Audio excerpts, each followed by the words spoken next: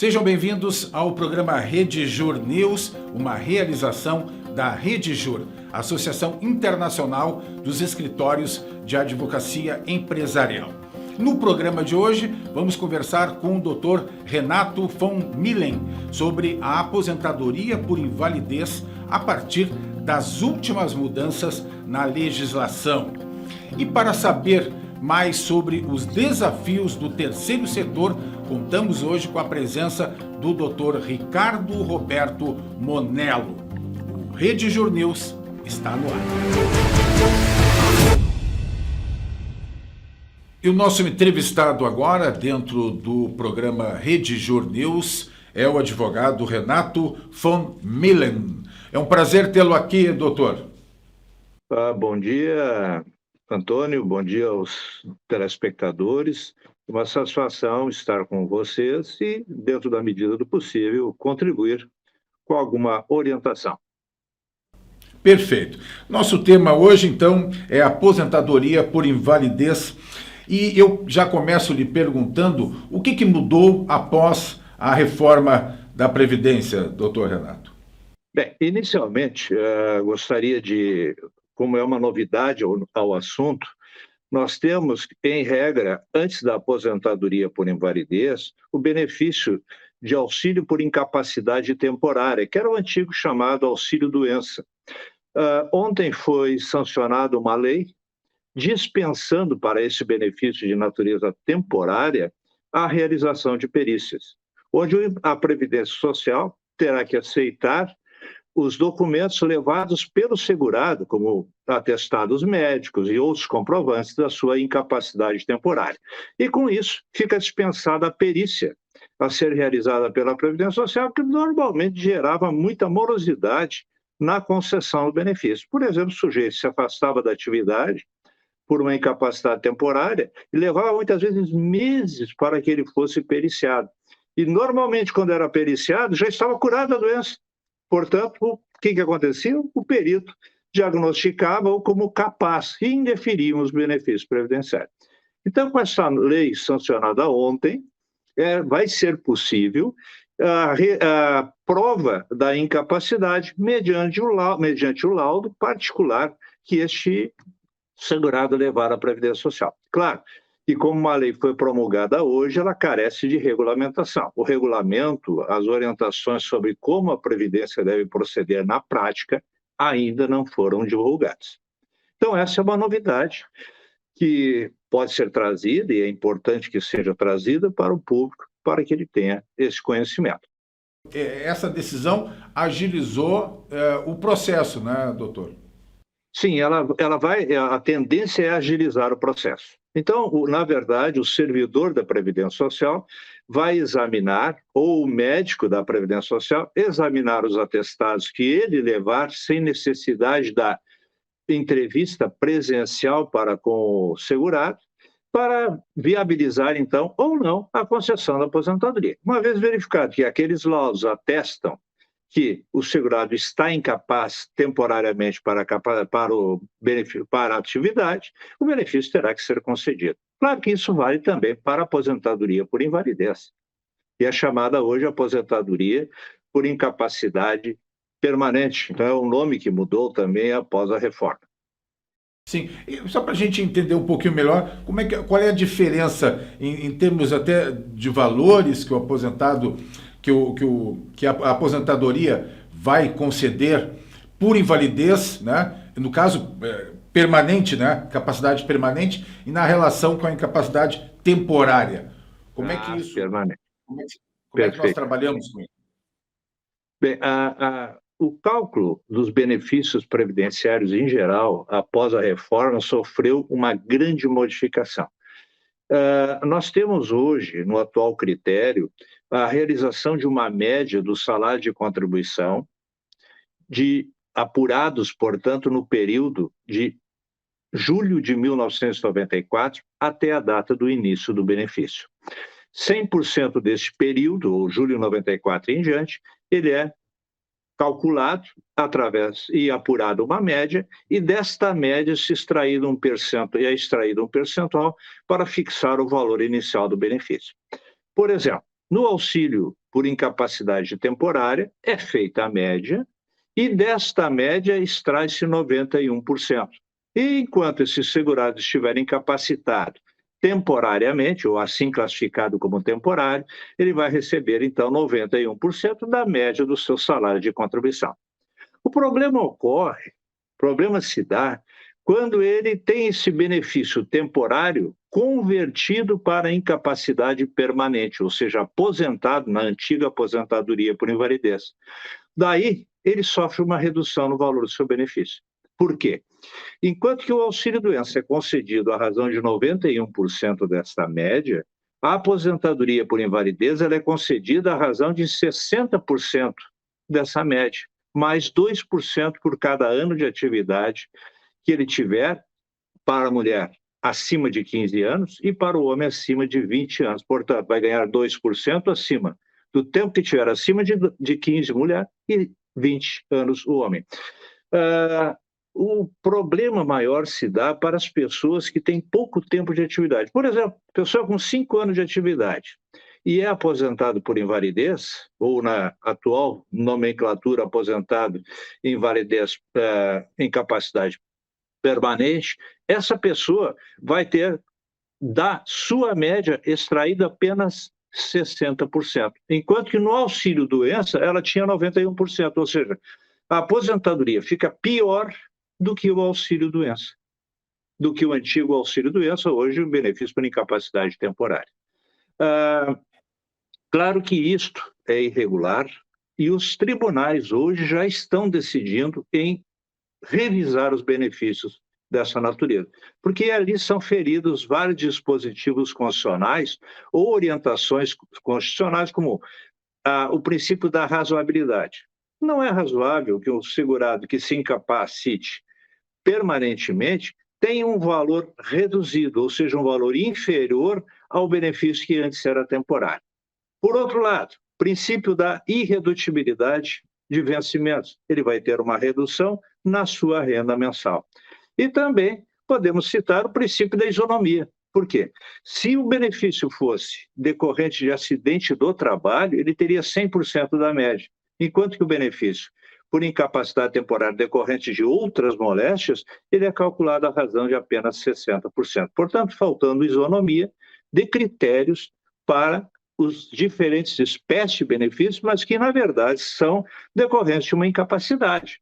Porque o segurado não tem condições de escolher, olha, eu não vou ficar doente. Se ele fica doente, é por circunstâncias da vida e que, em regra, não tem como combater. Perfeito. E a orientação, então, para o segurado é buscar os seus direitos na justiça. Na verdade, não tem outra alternativa, a não ser que seja mudada a lei. Por enquanto não há movimentação para essa mudança, ele terá que buscar judicialmente esta reparação, esta correção no valor do seu benefício previdenciário. E deve fazer isso, porque o efeito que se dá é um efeito cascata. Por exemplo, se esse segurado vier a falecer, a sua pensão por morte, a pensão por morte que ele deixar, também será reduzida. E que outras mudanças que estão afetando diretamente os segurados a partir da reforma na legislação, doutor Renato? A tendência para o futuro na legislação previdenciária, ela vai ter, o segurado terá um benefício, a não ser estes por incapacidade, um benefício só por idade, a mulher com 62 anos e o homem com 65 anos de idade.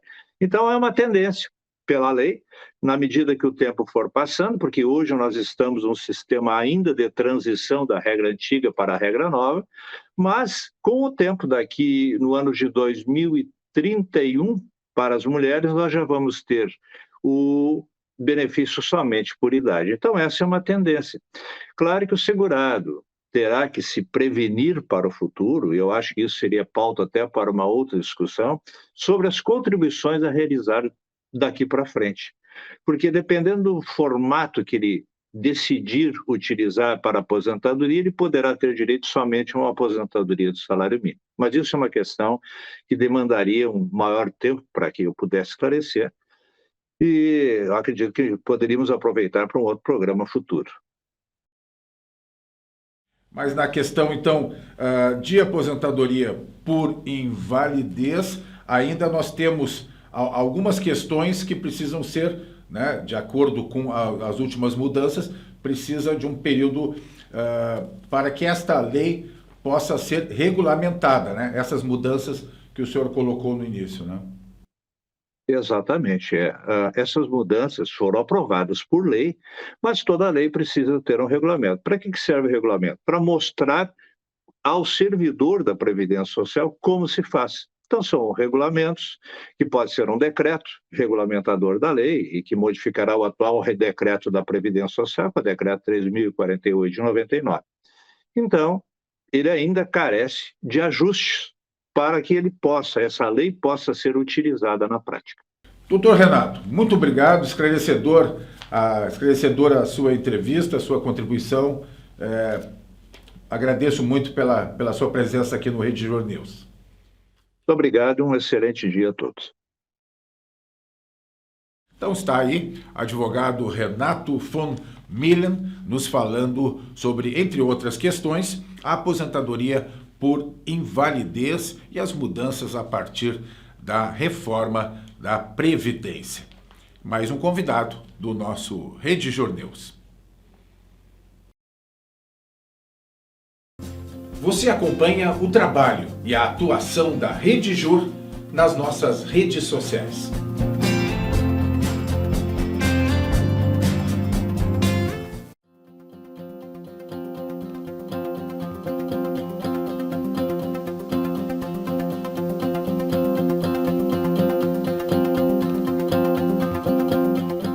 A partir de agora, dentro do nosso programa Rede Jur News, vamos conversar sobre os desafios do terceiro setor, e o nosso contato é com o Dr. Ricardo Roberto Monello, ele que é advogado e contador, especialista em direito tributário e gestão de organizações da sociedade civil. Doutor Ricardo, um prazer tê-lo aqui com a gente.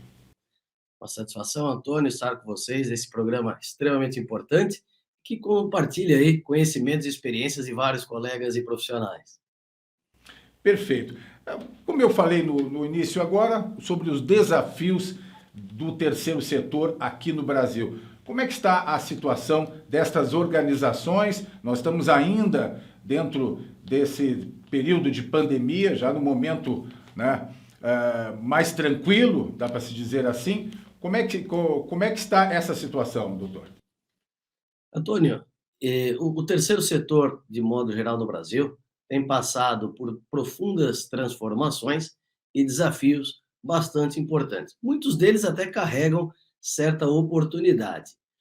Hoje nós temos um terceiro setor no Brasil, que é o conjunto das organizações da sociedade civil, as pessoas jurídicas sem fins lucrativos, né? As ONGs, como muita gente ainda se refere, que são as associações, fundações, as igrejas.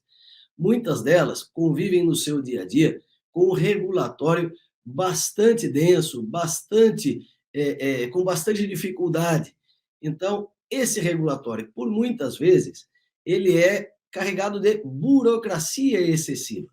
Então, um dos grandes desafios, e aí entra o papel do advogado, da assessoria jurídica especializada, de um contador especializado, é dissecar esse emaranhado de normas e fazer com que a organização consiga caminhar atravessando esse cipó, esse conjunto todo.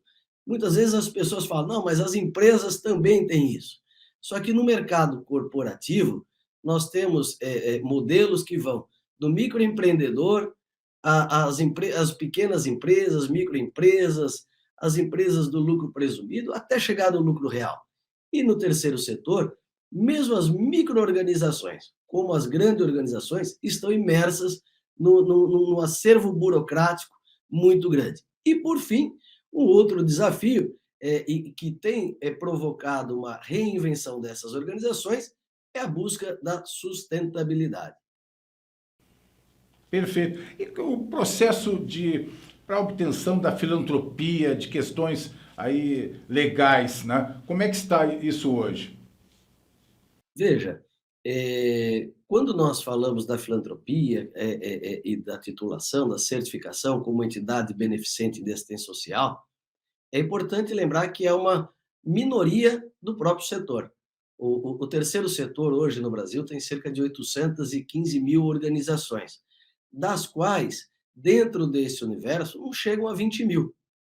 Para se chegar na filantropia, ou SEBAS, como muitos falam, há uma jornada de quase 2 anos de atividades, preparando o estatuto, preparando documentação, preparando contabilidade, fazendo, em muitos casos, auditoria e, acima de tudo, prestando serviços de educação, saúde ou assistência social que, de modo gratuito, vão, após análise do Ministério correspondente, conceder uma titulação, que é o certificado de entidade beneficente de assistência social, ao qual, de posse dessa certificação, ela vai usufruir de um número maior de imunidade tributária, a imunidade das contribuições sociais. Mas é importante lembrar, é uma jornada de observância ao regulatório, à documentação, de muito apoio jurídico, operacional e contábil, que culmina ali,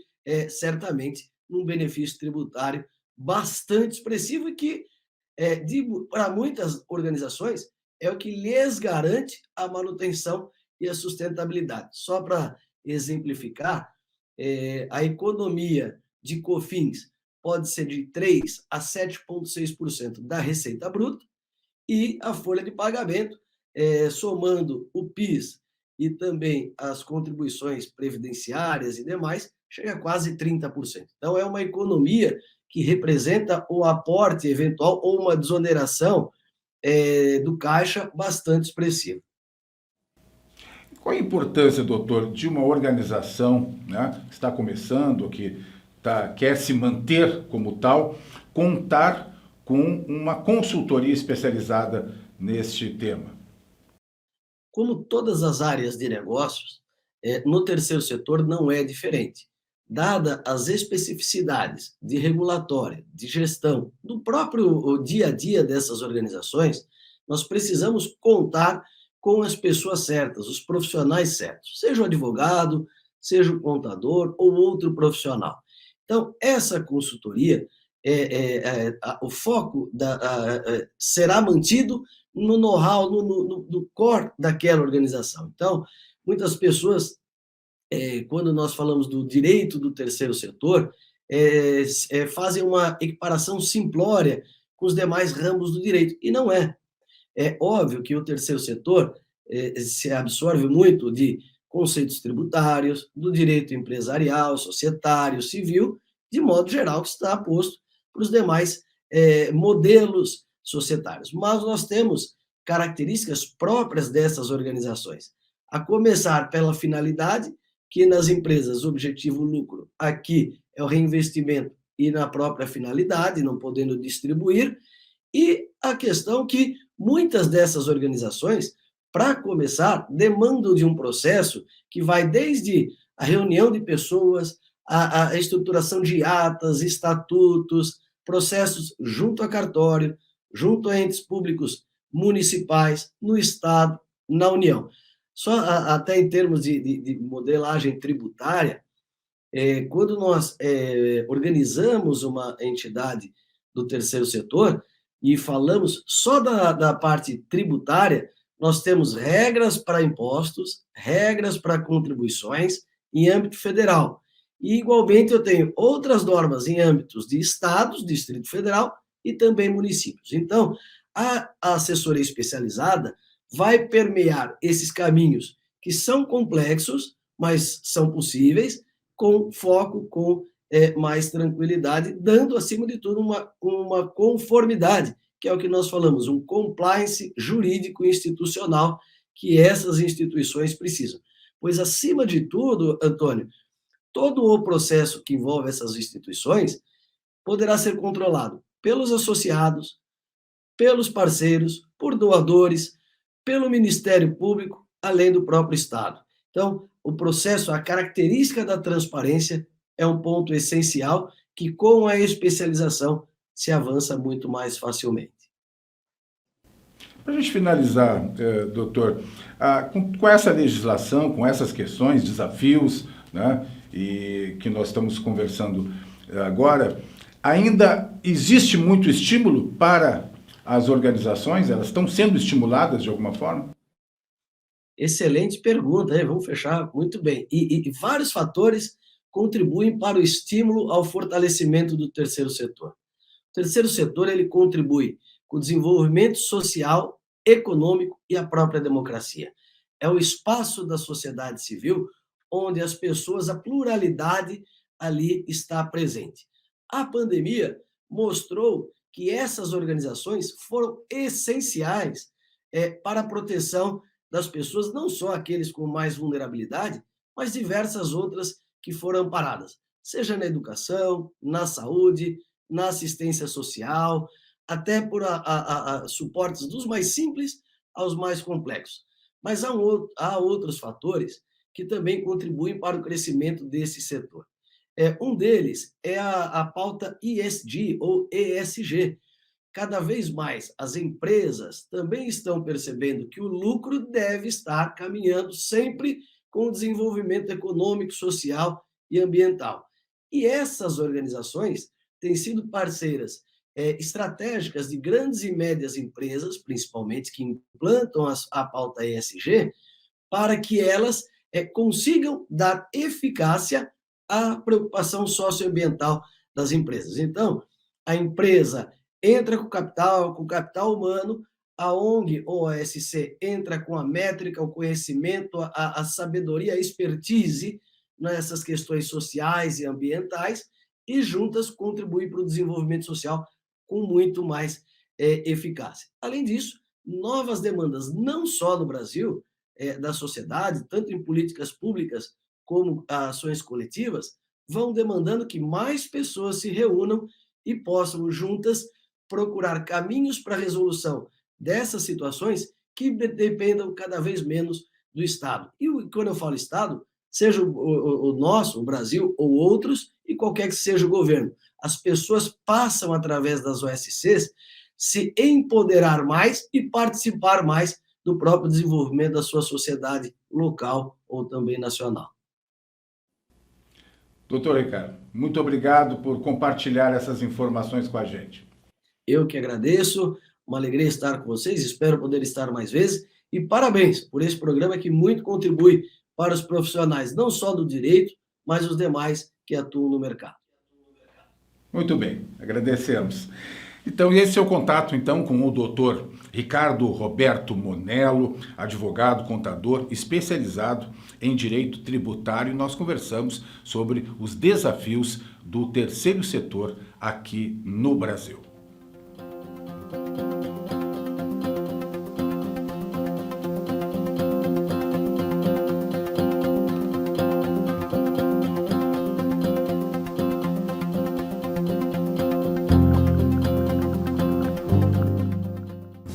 Você acompanha o trabalho e a atuação da Rede Jur nas nossas redes sociais.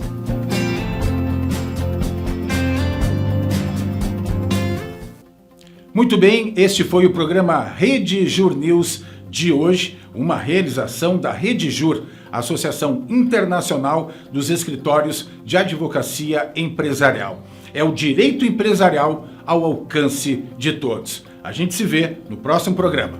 Até lá!